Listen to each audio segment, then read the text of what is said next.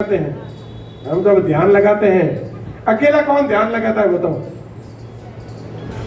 हम जब ध्यान लगाने बैठते हैं ना, तब सारे विषय विचार घूमकर दिमाग में आ जाते हैं। हमारी बुद्धि कभी अकेली नहीं रह पाती। और योग चित्त वृत्ति निरोध, चित्त की वृत्तियों का अवरोध ही योग है।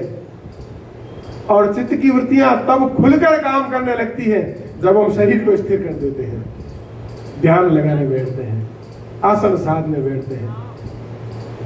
सारी बातें, सारे प्रपंच, सारा संसार, सारे क्रियाकलाप याद आ जाएंगे।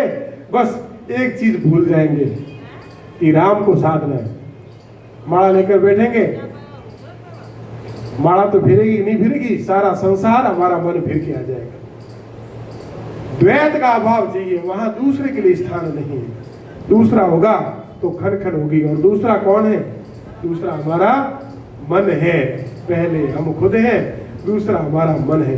इस मन को निकाल दो, मन से मुक्त होकर अपने आप में रम जाओ। ओम, क्या करना है? सिर्फ ओम, ओमकार का ध्यान करना है।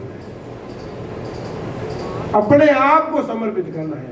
अपना आप समर्पित कर दो, तुम प्रभु के हो जाओ मन रे, राम जपो सुख पाओ। बस कोई नहीं बचना चाहिए, तब अद्वैत की अनुभूति होती है। तो मैंने कुंवारी कन्या से यह बात सीखी, बाण बनाने वाला, एक बात मैंने बाण बनाने वाले से सीखी महाराज। बाण बनाने वाला बाण बना रहा था, उसका लक्ष्य था कि ऐसे बाण का निर्माण करना जो सीधा अपने लक्ष्य पर जाकर लगे।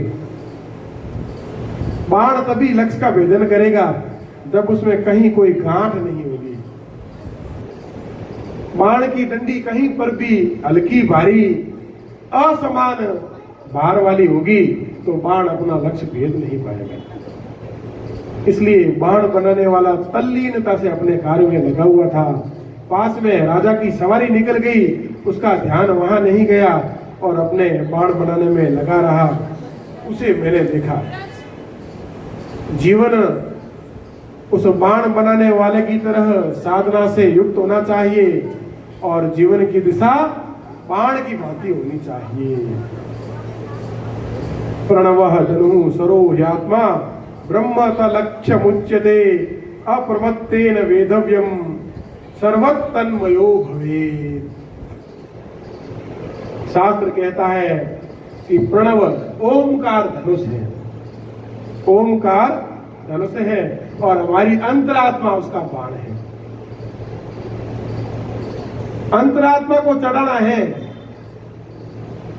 और ब्रह्म उसका लक्ष्य है। लक्ष्य क्या है? परमात्मा। आत्मा बाण है और परमात्मा लक्ष्य है। तो आत्मा को परमात्मा तक पहुंचाना है। पहुंचेगा कैसे? बाण को धनुष पर चढ़ाकर संधान करेंगे, तब बाण छूटेगा। तो धनुष क्या है? प्रणव ही धनुष है। ओम, ओम, ओमकार की साधना वही धनुष है। ओमकार के ऊपर हमारे मन को, चित्त को, आत्मा को चढ़ाए। अर्थात ओम के अतिरिक्त कोई दूसरा विषय नहीं रहना चाहिए। दूसरा विषय आएगा, आप कोई भी नाम शब्द जप लो पर दूसरी बात आ जाएगी। पर जब ओम जपना आरंभ करेंगे, ओम जपना आरंभ करेंगे तो सारी बातें दिमाग से स्वतः निकल जाएंगी और आपका चित्त ओम रूपी धनुष पर बाण की भांति चढ़ जाएगा। और उसके पश्चात सारे आलस्य और प्रमाद से रहित मनुष्य एकाग्र चित्त होकर उस बाण को लक्ष्य की तरफ छोड़ देता है। अप्रमत्तेन वेदव्यम सर्वत तन्मयो भवेत्। सर्वत तन्मय हो जाना है। कैसे हो जाना है? तन्मय। कौन? वह कौन? परमात्मा। तन्मय अर्थात परमात्मा के समान हो जाना है। कब? जब हम उसमें प्रवेश कर जाएंगे। और प्रवेश कैसे करेंगे? बाण की भांति। बाण के मार्ग में यदि उसकी गति धीमी पड़ जाए तो उसका लक्ष्य से विचलन हो जाएगा। रॉकेट छोड़ते हैं, इतनी तीव्र गति से जाता है कि बीच में अवरोध नहीं हो सकता। सारे अवरोधों को, पृथ्वी के गुरुत्वाकर्षण की कक्षा को छोड़कर पार होता है, तब वह चंद्रमा तक, अभी चंद्रयान पहुंचा है हमारा, वैसे ही मन भी बाण की गति से पहुंचना चाहिए, तब परमात्मा तक पहुंचेगा। मन में दूसरे दूसरे विचार करते हुए, विश्राम करते हुए आत्मा कभी परमात्मा तक नहीं पहुंच सकता। हमारे सम्मित आश्रम वाले ईश्वरानंद गिरी जी महाराज बड़े विद्वान थे, समित साधनायन केंद्र उन्होंने जगह जगह बनवाए हुए हैं। ध्येय वाक्य लिखा है उन्होंने अपने पंथ का, तन्मयो भवेत्, तन्मय होकर जीना है। हम तन्मय नहीं, हम संसार में होकर जी रहे हैं। संसार में जीकर कभी उस तक नहीं पहुंचेंगे, उस यानी परमात्मा तक तब पहुंचेंगे जब हम तन्मय हो जाएंगे। तो यह बात बाण और बाण बनाने वाले से सीखनी चाहिए। अपनी साधना में जब लग जाए तो अन्य सारे के सारे वहीं रह जाएं। एक बात मैंने सर्प से सीखी है महाराज, सर्प कभी अपना घर नहीं बनाता, दूसरे के बनाए हुए घर में अपना जीवन व्यतीत कर देता है। मनुष्य व्यर्थ में अपने लिए संसार रचने में अपने जीवन के अनमोल काल को व्यतीत कर देता है। अपना घर तो वही है जहां से हम आए हैं। कौन? हमारा ईश्वर। कौन कहता है? मेरा राम कहता है गीता में, ममे वांसो जीवलोके जीवो भूता सनातन। यह जो जीवात्मा है मेरा ही अंश है। मम एव अंशो ममे वांसो जीवलोके, इस लोक में यह जीव भूता, यह जो जीव है सनातन, ये मेरा सनातन अंश है।